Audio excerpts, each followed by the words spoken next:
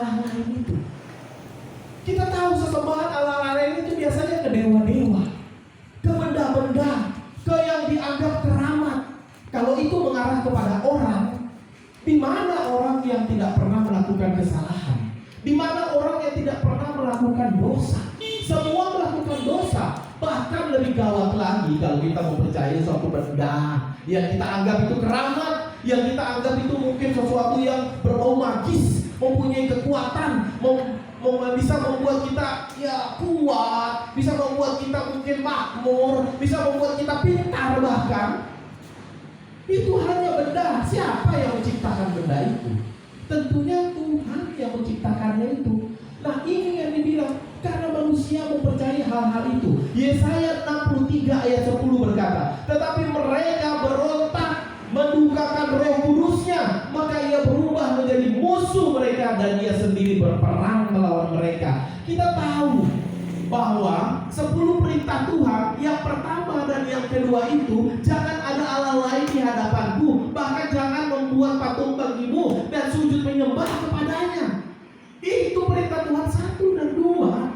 Tapi manusia, bahkan bangsa Israel, bangsa pilihan, mereka suka menyembah kepada Allah lain. Mereka suka melihat, wah ada mujizat di sana, bisa menyembuhkan. Ya, menyembuhkan orang sakit, bagus, baik. Tapi jangan sampai kita menyembah. Jangan sampai itu menjadi tujuan kita punya hidup. Jangan sampai itu menjadi tujuan kita punya ibadah. Bahkan mungkin kalau kita datang ke KKR hanya ingin disembuhkan saja. Lalu setelah selesai KKR, apakah kita tetap rajin ibadah? Apakah kita tetap rajin untuk melakukan kebenaran firman Tuhan? Atau cuma kita datang untuk mendapat berkat? Pergi gereja, aku datang pergi gereja orang Kristen supaya aku diberkati, supaya kehidupanku nanti nyaman, supaya nanti aku bisa lulus, supaya nanti aku dapat kerja, supaya nanti aku dapat jodoh. Tapi semua sudah dikasih oleh Tuhan. Bagaimana? Apakah kita masih tetap dengan komitmen kita? Apakah kita masih tetap melakukan apa yang diperintahkan oleh Tuhan?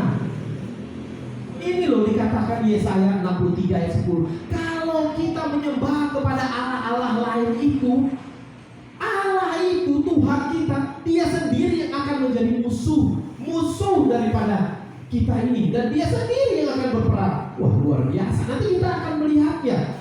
Bisakah kita melawan Tuhan? Sanggupkah kita melawan Tuhan yang adalah pencipta alam semesta ini? Bahkan Mazmur 166 ayat 26 sampai 27 berkata, lalu ia mengangkat tangannya terhadap mereka untuk meruntuhkan mereka di padang gurun. Ini yang terjadi di bangsa Israel.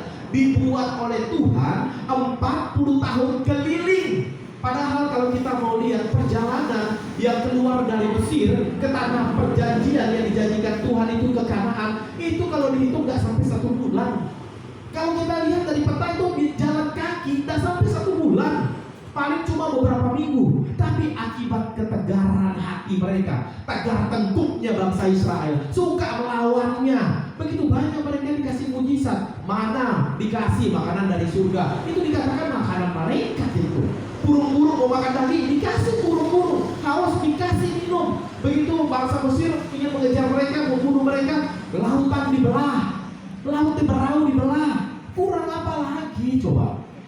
Nah, ini diingatkan Tuhan kita di dalam Mazmur 106 ini. Kalau kita masih mau menyembah kepada Allah-Allah lain, diingatkan bahwa sudah dahulu orang Israel melakukan itu.